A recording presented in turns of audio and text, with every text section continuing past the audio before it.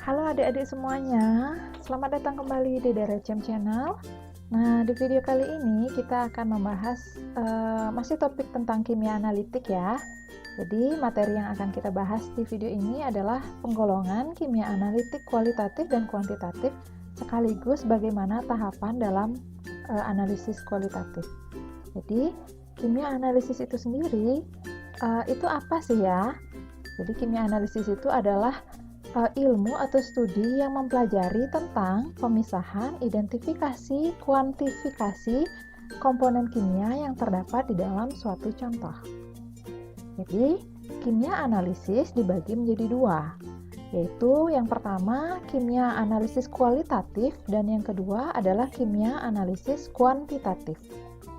Sesuai dengan namanya, jadi kimia analisis kualitatif itu mempelajari tentang ada atau tidaknya suatu sampel atau bahan atau analit di dalam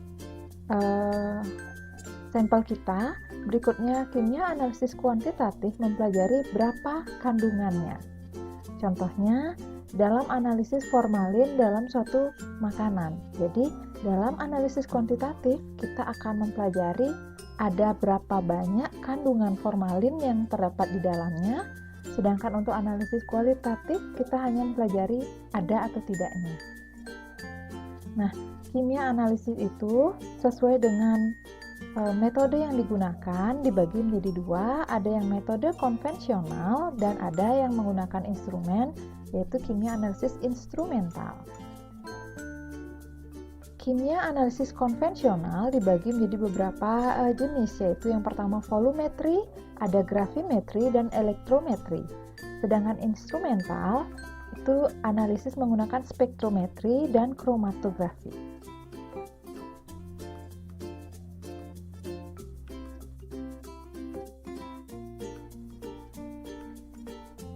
Nah, materi selanjutnya yaitu tahapan dalam analisis kualitatif dan kuantitatif. Jadi, ada beberapa tahapan dalam analisis kualitatif meliputi 4 tahapan. Nah, adik-adik bisa lihat masing-masing tahapan dan uraian mengenai tahapan tersebut dalam pembahasan video berikut ini. Tahapan analisis kualitatif diawali dengan pengambilan sampel, dilanjutkan dengan preparasi sampel, selanjutnya yang ketiga yaitu analisis sampel, dan yang keempat interpretasi data.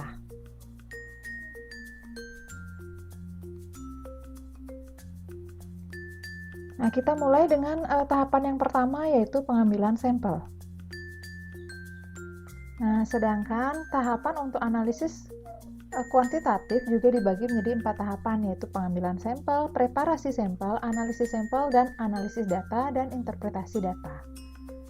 Nah, kita mulai dulu dengan tahapan yang pertama yaitu pengambilan sampel.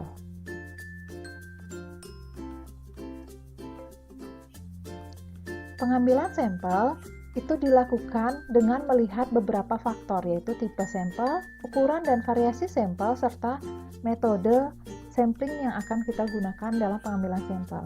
Nah, metodenya itu meliputi teknik sampling, penanganan samplingnya, serta cara penyimpanan sampel sebelum dilakukan analisis sampel.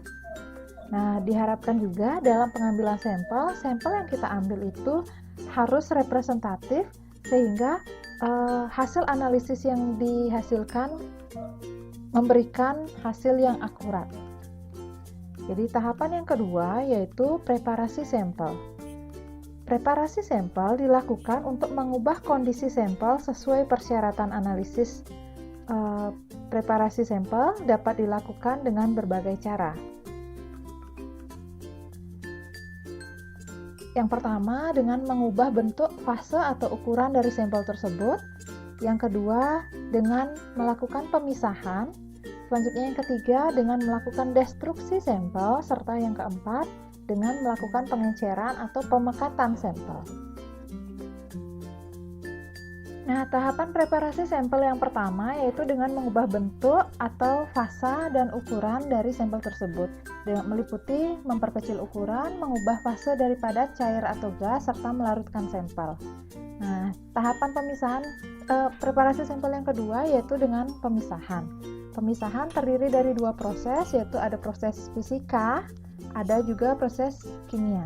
Nah, proses fisika dapat dilakukan melalui filtrasi, sentrifugasi, serta destilasi. Sedangkan pemisahan kimia dapat dilakukan menggunakan kromatografi, ekstraksi, atau ekstraksi fase padat. Jadi, cara ketiga yaitu untuk preparasi sampel adalah destruksi. Destruksi ada dua, yaitu destruksi basah dan destruksi kering. Nah, destruksi kering yaitu dengan cara pengabuan dengan menggunakan oven. Sedangkan destruksi basah biasanya menggunakan asam non-oksidator seperti HCl dan asam fluorida, ataupun menggunakan asam oksidator seperti asam sulfat, asam nitrat, asam perklorat, ataupun dengan menggunakan kombinasi antara asam non-oksidator dan asam oksidator, atau kombinasi antara asam oksidator dengan asam oksidator lainnya, seperti campuran asam klorida dengan asam nitrat, ataupun campuran asam sulfat dengan asam perklorat.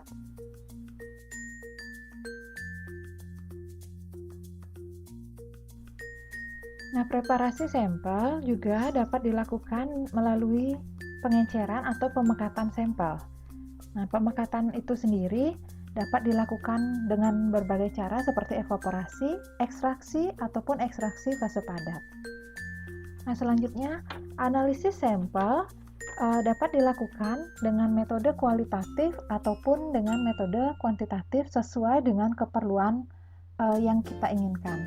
Jadi, analisis sampel dapat dilakukan dengan metode konvensional ataupun dengan menggunakan metode instrumental. Jadi, metode konvensional dapat kita lakukan apabila konsentrasi analit yang kita analisis itu tinggi.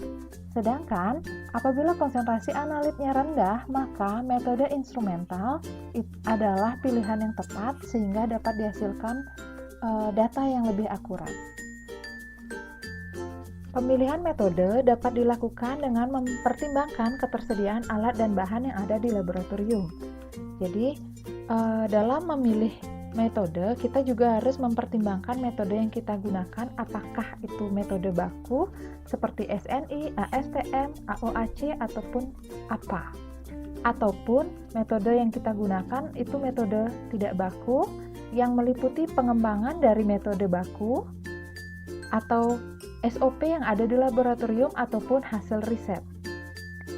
Apabila menggunakan metode baku, maka sebelum analisis dilakukan, perlu dilakukan verifikasi metode. Sedangkan jika kita menganalisis dengan metode tidak baku, maka sebelum dilakukan analisis kita perlu melakukan validasi metode yang kita gunakan. Langkah yang keempat dalam analisis kualitatif adalah interpretasi data. Jadi, interpretasi data dalam analisis kualitatif dapat dilakukan dengan menggunakan acuan standar ataupun referensi. Sedangkan langkah keempat dalam analisis kuantitatif yaitu analisis data dan interpretasi data. Pada tahapan ini, kita harus betul-betul memperhatikan rekaman data yang dimiliki, rumus yang digunakan, reaksi kimia yang terjadi, aspek stoikiometri yang digunakan, perhitungan, konversi satuan, penggunaan angka penting, serta menentukan ketidakpastian hasil pengukuran. Semua tahapan ini nanti akan menentukan kesimpulan hasil pengujian yang kita lakukan. Oke adik-adik, demikian tadi penjelasan mengenai penggolongan kimia analisis serta tahapan dalam kimia analisis.